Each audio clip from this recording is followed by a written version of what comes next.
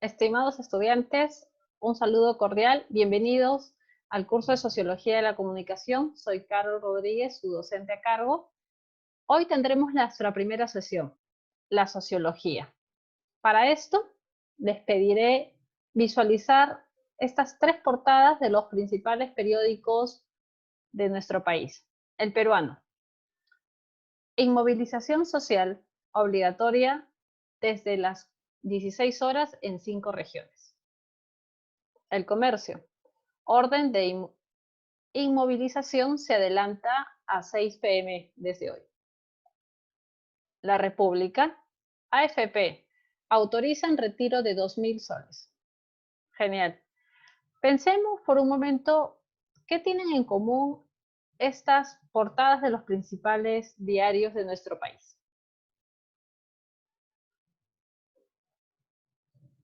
Genial.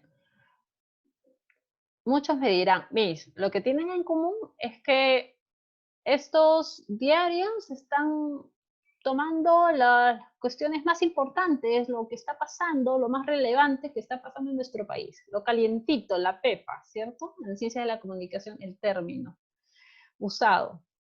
Y te diré, es cierto. Y esto es un reflejo de la realidad social. Y por ende, la sociología de la comunicación es fundamental para las ciencias de la comunicación. Pero vamos por el inicio. Tendríamos que, para poder tener el análisis sociológico, tendríamos que preguntarnos primero qué es la sociología. Y por eso vamos a iniciar hoy con ese tema. ¿Qué es la sociología? Vamos a tratar de resolver un poco los orígenes, la historia de la sociología, quién es el padre de la sociología y los principales teóricos clásicos de esta ciencia todavía muy joven, que es la sociología. Y la primera pregunta de cajón es, ¿qué es la ciencia? ¿Cierto? Porque si la sociología es una ciencia social, pues ¿qué es una ciencia? Según Mario Bunge, investigador argentino, nos dice que la ciencia es el conocimiento racional, sistemático, exacto, verificable y por consiguiente falible. Ajá. Y Mario Bunge nos divide en dos tipos de ciencia, formal y fáctica. La sociología está dentro de las ciencias fácticas, porque uno de sus métodos de investigación es la observación. ¿Qué observa? Pues la realidad. Entonces, ¿qué es la sociología? La sociología es el estudio científico de los grupos sociales, de las instituciones sociales, de las relaciones que tienen los individuos con sus diferentes grupos sociales. Tú me dirás, y como vimos en la presentación del curso, todos los individuos no comparten los mismos grupos sociales. Los individuos tienen distintos grupos sociales, diferentes cargas valorativas y culturales. Genial. Por eso mismo tenemos que pensar en que la sociología mira al individuo como un ser que es influenciado permanentemente por la sociedad. Pero la sociedad es permanentemente también retroalimentada por los individuos que componen esta sociedad. Parece un pequeño trabalenguas, pero vamos a verlo quizás con ejemplos. Si un individuo nace en una comunidad indígena, es muy probable que aprenda las culturas, las normas de la comunidad en que le han nacido. Y se va a ver influenciado por esa comunidad. Su carga valorativa será sus costumbres, etcétera. Su relación con los otros y con el medio ambiente será diferente a una persona que nazca en una ciudad, en una metrópoli. Entonces, los individuos estamos siempre influenciados por las sociedades y los grupos sociales en los que nos formamos y con los que nos relacionamos. Y por otro lado, la sociedad no es estática, no está quieta, sino que está constantemente retroalimentada por las acciones sociales que tienen los individuos y que la afectan. Pensemos, la sociedad de hoy, año 2020, no es la misma sociedad de hace 100 años atrás. y tampoco es la misma sociedad de hace, es más, la sociedad de hoy, peruana, 2020, no es la misma sociedad de hace 10 años atrás, 10 años atrás, no es la misma. La generación a la que tú perteneces no es la misma generación a la que pertenecen tus padres. Y no tienen las conductas, hasta morales, éticas, pueden haberse cambiado, culturales también. Su relación con la tecnología, el valor que le dan al tiempo, al dinero, al trabajo, a la familia, etcétera. Y vamos a ver características diferentes, mientras que quizás en la generación de nuestros padres tenían 4 o 5 hijos, la generación de hoy piensa tener un hijo, o quizás no tener hijos, tener perro, gato o una planta. Y vamos cambiando los valores que tenemos frente a nuestras relaciones con los grupos. Pasemos, y eso es lo que estudia la sociología. Por eso les decía que es un curso que les va a gustar mucho. La imaginación sociológica, ¿qué es? Es una herramienta que tiene el sociólogo, según Charles Wright Mills nos habla sobre que el sociólogo debe tener una proyección de respuestas, de análisis profundo sobre lo que está pasando en la sociedad y no dar nada por sentado. Decir, oye, ¿por qué vas en auto a tu trabajo y no vas caminando? Dices, obvio. Claro, para nosotros es obvio. ¿Qué cosa es obvio? Es obvio que vas porque es mucho más rápido. En una sociedad de hace 20, 30 años, las personas hubiesen preferido ir en bicicleta. Las distancias quizás eran más cortas. Te diría, oye, no voy a gastar en pasaje, voy a ahorrar dinero. Sí, vas a ahorrar dinero, pero hoy la sociedad tiene otras cargas valorativas y culturales. Prefiere pagar un pasaje, pero llegar mucho más rápido. El tiempo ahora también tiene un valor y es más apreciado que en las sociedades de antes. Genial. Y es lo que la imaginación sociológica nos invita, a no dar nada por sentado. ¿Por qué todos tenemos celulares hoy por hoy? Ah, es obvio, es por la tecnología, por la globalización. ¿Pero por qué? Vayamos más allá. Invitémonos a reflexionar más allá. El celular es un aparato que inició con uso de llamadas telefónicas. Era el fin principal. Hoy por hoy, en unas cuantas décadas, ha dado un vuelco terrible. Casi nadie habla por teléfono. La gran mayoría usa el celular para comunicarse en otras formas, principalmente redes sociales, y no por telefónicamente. Hablaremos de otros ejemplos también interesantes a lo largo del curso. La sociología está relacionada con otras ciencias, como la ciencia de la comunicación, la psicología, la antropología, las ciencias políticas, el derecho, la economía, etc. La realidad social se puede estudiar desde forma micro, desde grupos muy pequeños, o también se puede estudiar en sociedades muy grandes. Y el comportamiento individual se puede ver desde lo más pequeño, como la interacción del ser humano, con prácticas muy quizás invisibles al análisis social, y se responde a través de teorías y de hipótesis. Se busca también llegar a datos, indicadores, variables, ¿no? Y se puede usar la observación y otras técnicas. ¿Cuál es la importancia de la sociología? Casi siempre el sociólogo está estudiando problemas sociales. No es lo único que estudia, pero casi siempre. Algún problema social, deserción escolar, embarazo adolescente, etcétera. Inseguridad ciudadana. Y lo primero que hace es realizar una investigación sociológica sobre ese problema. Puede ser cuantitativa o cualitativa. Puedes hacer cuantitativa a través de datos, encuestas, recolección, etcétera. O puede ser cualitativa a través de entrevistas, observación, etcétera. La investigación sociológica te da la hipótesis de por qué está sucediendo este problema. Entonces, si tú sabes por qué está sucediendo la deserción escolar en tu distrito, en tu ciudad, etcétera, puedes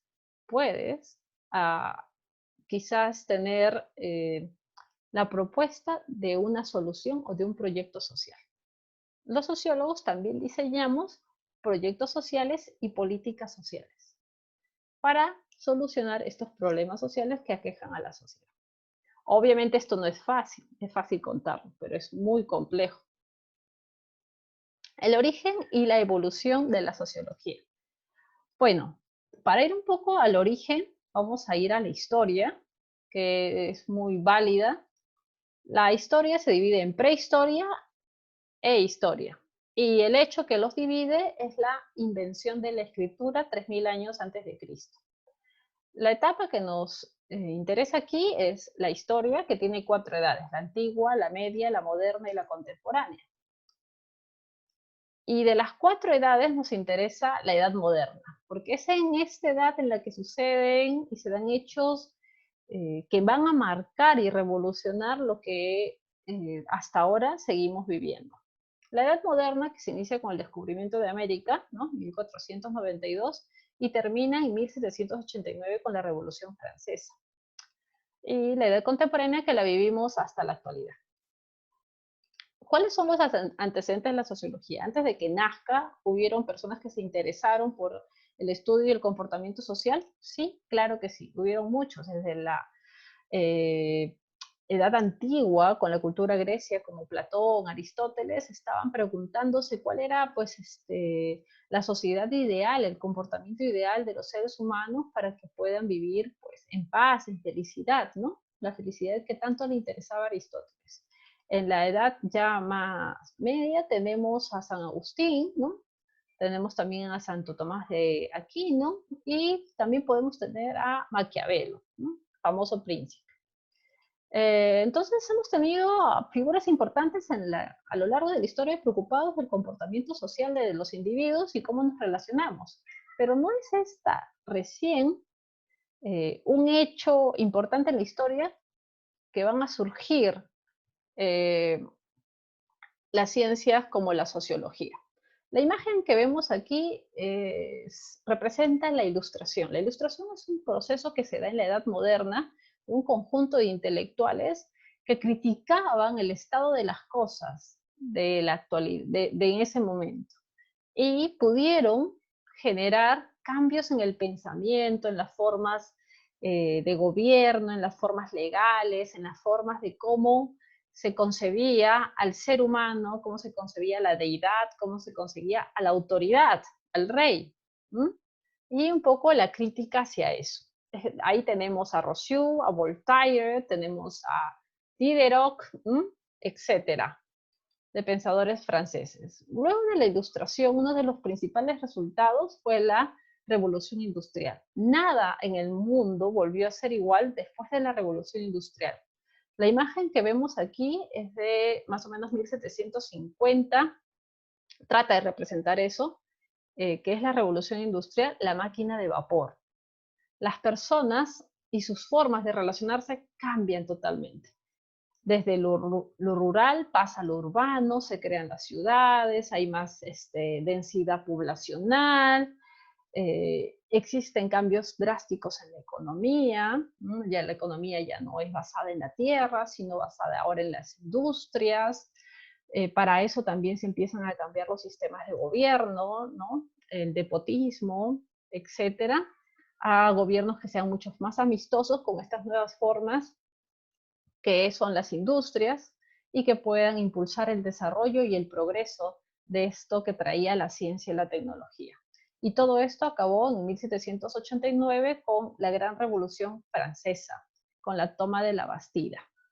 Entonces, en todo este alboroto que ocurrió en la Edad Moderna, nace la sociología.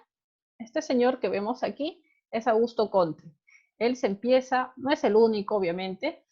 Antes de él está Saint-Simon y otros importantes pensadores, pero Augusto Comte acuñó el término sociología y por ende es el padre de la sociología.